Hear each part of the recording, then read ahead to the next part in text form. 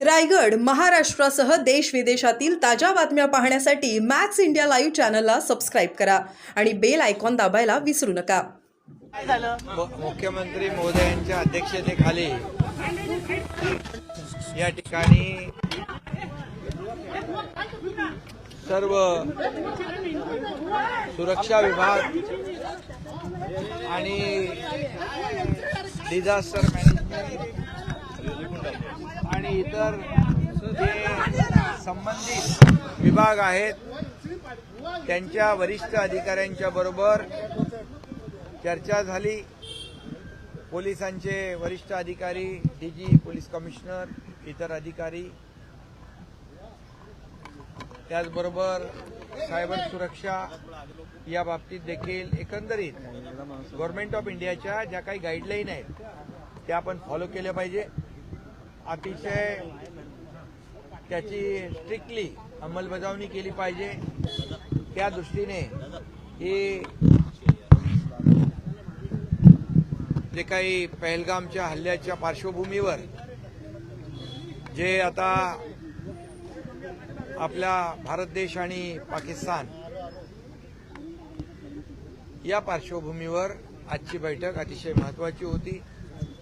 आणि केंद्र सरकारचा संबंधित विभाग वेळोवेळी ज्या गाईडलाईन देतो, सूचना देतो त्या फॉलो करणं आणि आपल्या महाराष्ट्रातल्या मुंबईतल्या ज्या व्हायटल इन्स्टॉलेशन आहेत, म्हणजे अगदी मोठे प्रकल्प आहेत, आपले मोठ्या वास्तू आहेत, सीएसटी आहे, बीआरसी आहे, जेएनपीटी आहे, मुंबई कॉर्पोरेशन आहे, ऑइल डेपो आहेत, ह्या सगळ्या ज्या काही मोठ्या महत्त्वाच्या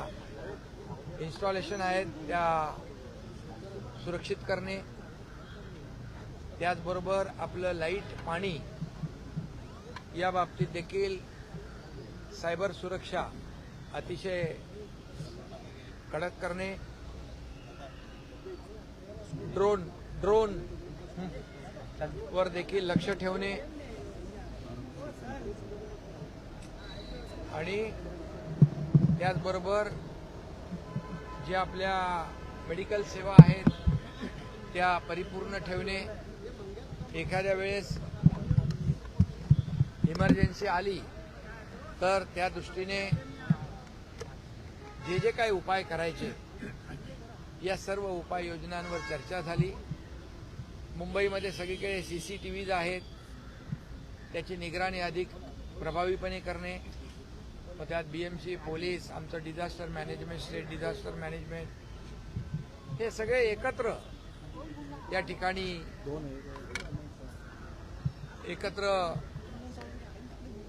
कलेक्टिव्ह आणि कोऑर्डिनेशनमध्ये ठेवून सगळ्यांना या ठिकाणी सुरक्षेच्या दृष्टीने उपाय करणे आणि त्याचबरोबर वेळोवेळी लोकांना देखील सूचना की लोकांनी पॅनिक होऊ नये आणि सुरक्षेची काळजी कशी घ्यावी त्या बाबतीत मॉकड्रिल देखील काही ठिकाणी झालंय, अन्य ठिकाणी देखील मॉकड्रिल होतील आणि म्हणून त्या सूचना देखील लोकांपर्यंत पोहोचल्या पाहिजे. त्या सायरनच्या माध्यमातून देखील असतील किंवा अन्य मोबाईल ॲपच्या माध्यमातून देखील आपल्याला त्यांना अलर्ट करता येईल लोकांमधलं पॅनिकनेस घालवण्यासाठी. आणि त्याचबरोबर कोस्टल एरिया जो आहे आपला तो अलर्ट करणे, कोस्टल सिक्युरिटी आणि आपले पोलीस यांच्यामध्ये देखील कोऑर्डिनेशन ठेवणे. कोस्टल डिस्ट्रिक्टला देखील जो फंडिंग आहे ते सुरक्षेसाठी तो देखील मोठ्या प्रमाणावर त्यांना त्याची पूर्तता करणे आणि सुरक्षेच्या दृष्टीने जे काही आवश्यक आहे हे सगळं उपलब्ध करून देणे अशा बाबतीमध्ये चर्चा झालेली आहे. त्याचबरोबर 2-3 दिवसात एअरफोर्स, नेव्ही, आर्मी, कोस्टगार्ड यांच्याबरोबर देखील कम्युनिकेशन होईल आणि त्यांना काय आपल्या महाराष्ट्र शासनाकडून आवश्यकता सहकार्य सिस्टीम जे काय आवश्यक आहे या बाबतीत देखील चर्चा होईल आणि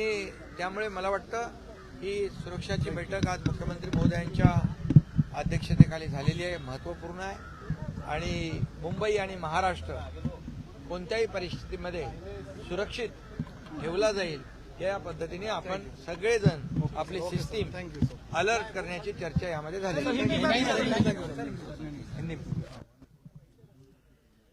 आणि त्याचबरोबर असंही ठरलं की काही खोट्या बातम्या सोशल मीडियाच्या माध्यमातून काही खोट्या बातम्या पसरवल्या जातात, त्याच्यावर देखील तो खरा म्हणजे गंभीर गुन्हा आहे आणि त्याच्यावर देखील कडक कारवाई झाली पाहिजे अशा प्रकारचा देखील निर्णय झालेला आहे आणि लोकांनी देखील आम्ही जनतेला लोकांनाही आणि सगळ्यांनाच आवाहन करतो, विनंती करतो की तेही चर्चेमध्ये आलं की जे काय आता आपलं army, air force, navy, coast guard, police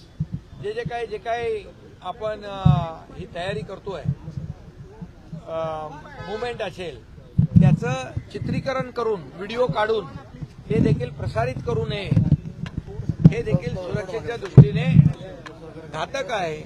आणि अशा प्रकारचं देखील नागरिकांनी देखील त्याचं चित्रण करून व्हिडिओग्राफी करून त्याचं प्रसारण करू नये. या ज्या काय आपल्या मुवमेंट आहेत ज्या सुरू होतील तयारीच्या दृष्टीने त्याचंही चित्रण करू नये.